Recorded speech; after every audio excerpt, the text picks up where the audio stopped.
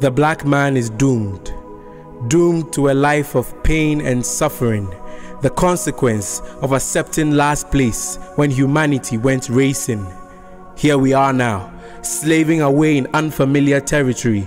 I doubt if we would even survive to tell the story, our story, of how we were snatched away from unsuspecting Mama Africa, of our lives and dreams were cut short by the sharp blades of man's cruelty and greed, of how Africa's strength and beauty was sentenced to sing sad slave songs while we work all day long. Hope is but a meaningless four-letter word to us, for at the end of this tunnel is no end at all, because it goes on and on and on. Blood, sweat and tears, hopelessness, depression and fear, words that make up our everyday lives. I curse the day the white man anchored on our shores. Our fathers shouldn't have welcomed them with open arms, but with swords too. Never mind. I guess it's too late for should-haves and had-I-knowns. Fate, it seems, would have us in this situation forever, until the awakening of the black man's mind to the realization that he wasn't created to be trampled underfoot, but to stand shoulder to shoulder with any man, irrespective of race, irrespective of color. This great awakening spells the beginning of a new era, the era of freedom. At long last, the battle has ended.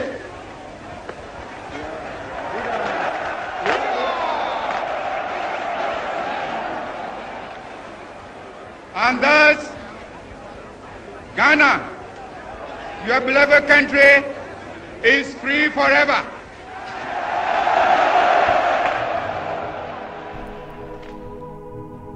Freedom at last. After centuries, slavery and colonialism are now things that we can confidently call the past.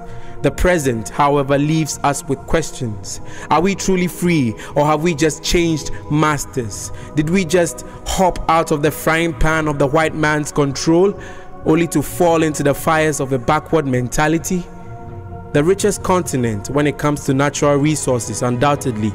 But the irony of being the poorest continent in spite of this is a slap to the face of our freedom, so-called.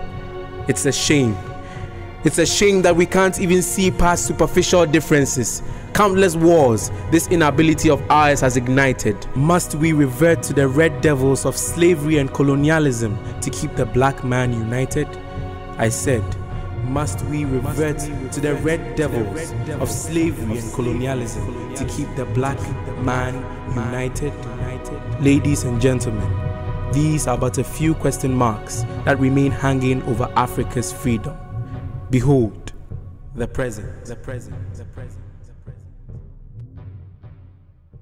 present, he says, and we call this freedom. And see, we actually profess liberty. Will someone lend me spectacles? Because all I can see is a spectacle of a chameleon moved from chains to a cage, and it thinks it's free because its environment has changed and its skin color is not the same. See, the story of an animal taken out of chains only to be put in the zoo when it thinks that's cool, says who? And I still remember those words, that at long last the battle has ended. And so Ghana, our beloved country, is free forever, says who?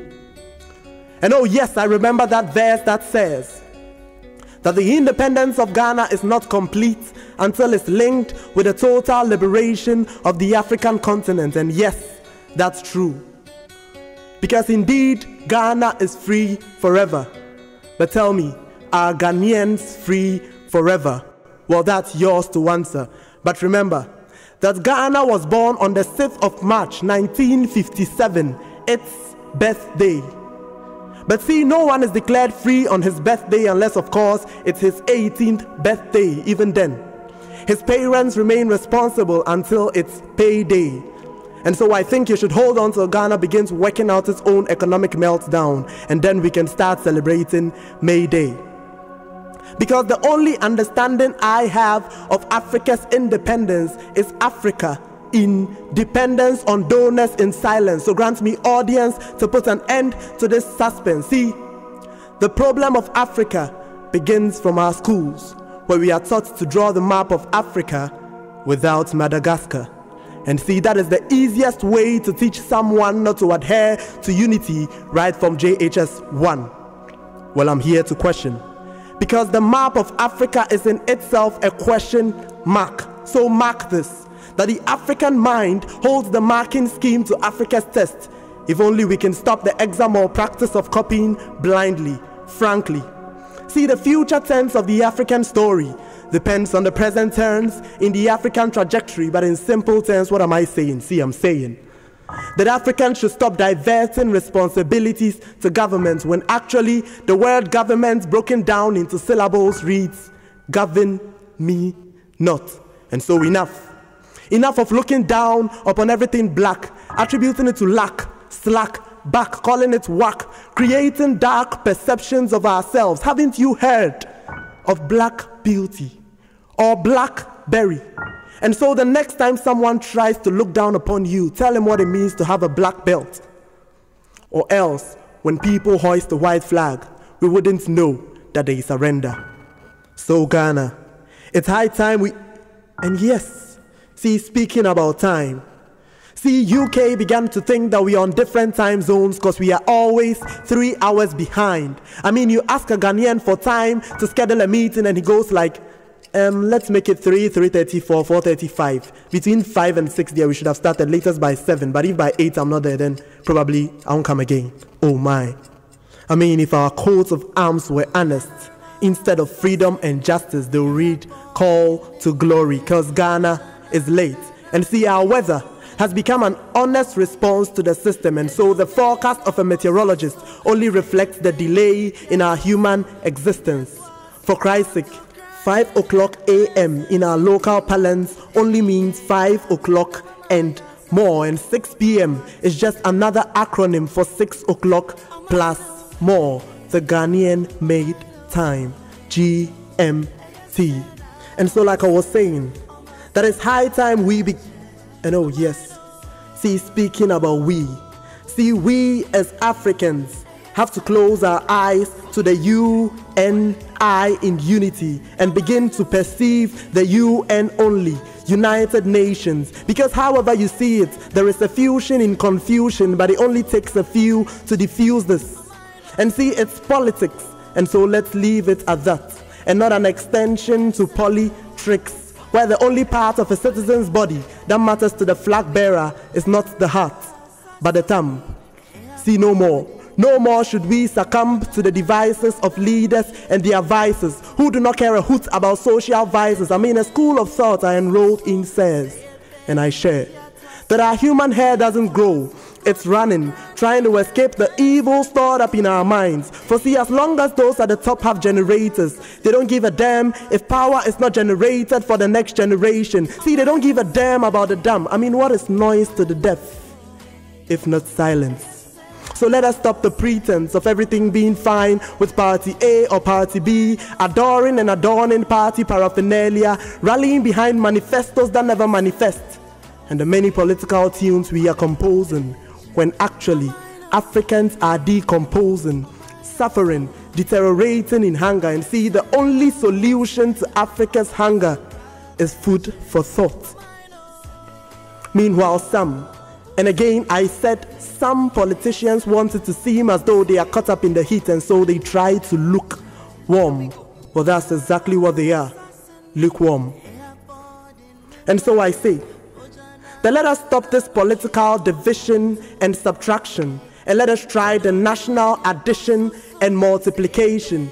Cause that is the only way we can solve this equation simultaneously with other African nations. But first, we have to remove the log in our own eyes, because we seem to exist in fractions, separated by denomination, tribe, and roots, making me sometimes ask, why?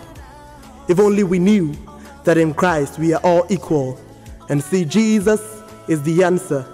He's the same yesterday, today, and forever. And so he's the only one who can stabilize the economy. So whoever takes up the mantle of leadership, let us pray that he will be led by him. Because the only impossible journey is the one we never began. And so, like I was saying early on, and this time I hope I end my statements. It's high time we experience a turnaround.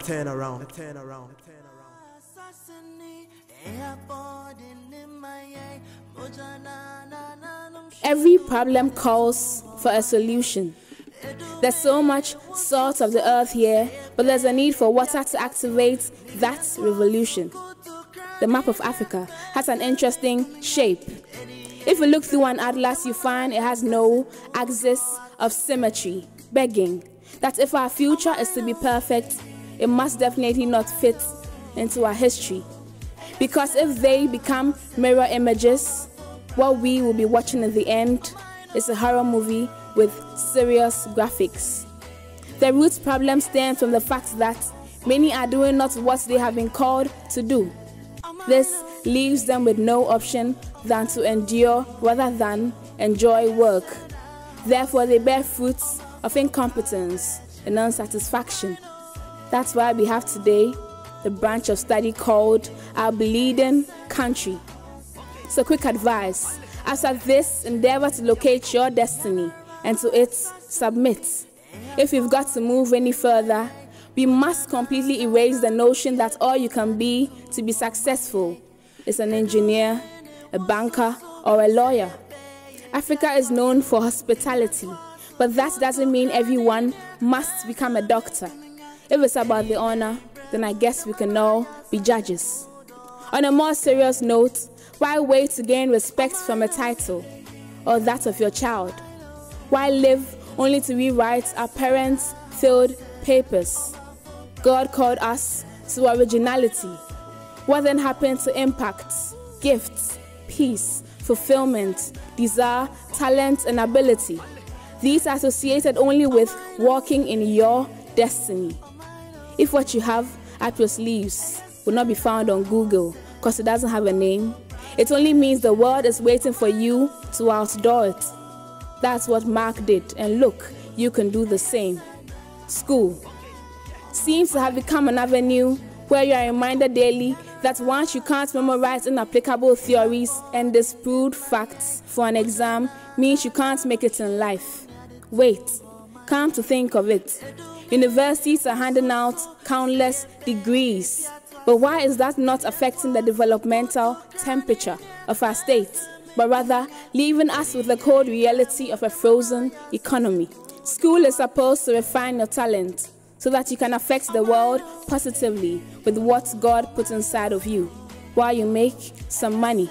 I learned that from AVMB.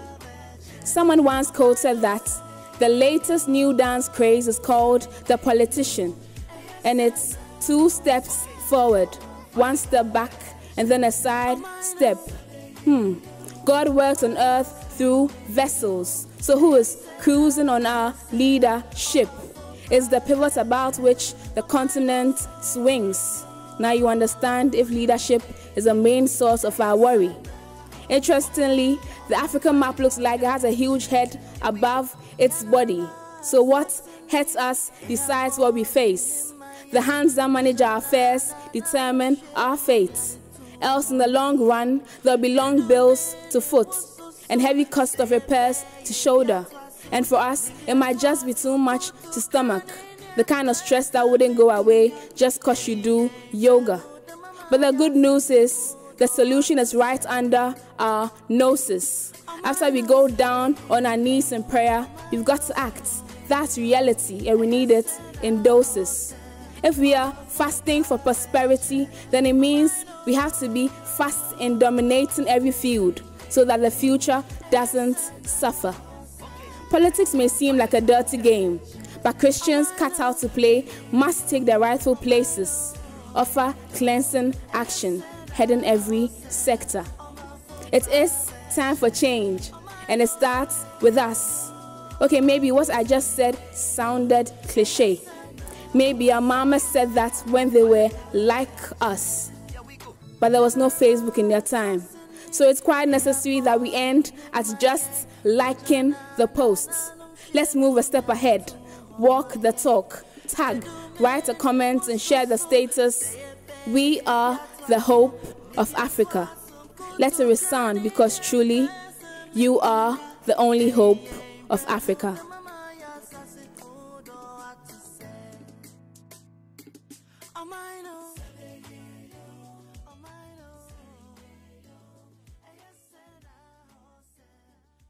Like what you heard?